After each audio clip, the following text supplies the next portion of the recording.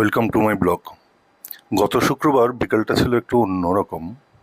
হালকা ঝিরঝিরি বৃষ্টি হচ্ছিল আর সেই সাথে বাচ্চাদের ফুটবল খেলার আনন্দ।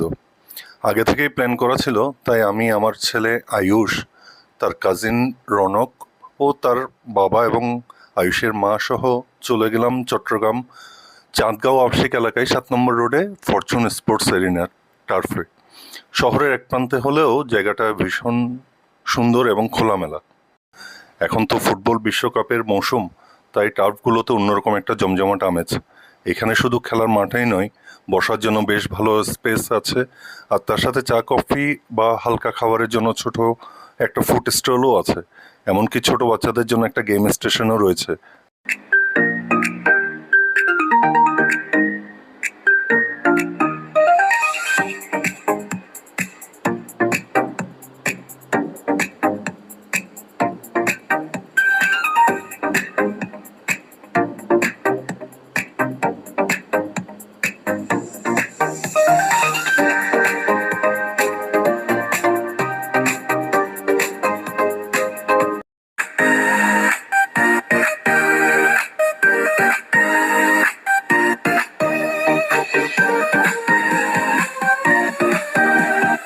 খেলার পর্ব শেষ হতেই সব বন্ধুরা মিলে চলে গেল ঠিক পাশে থাকা সুইমিং পুলে।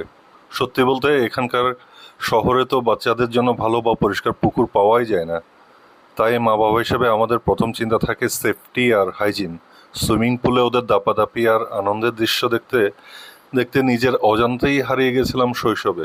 মনে পড়ে যাচ্ছিল শৈশবে বন্ধুদের সাথে পুকুরে দল বেঁধে সাঁতার কাটার সেই সোনালি স্মৃতিগুলো।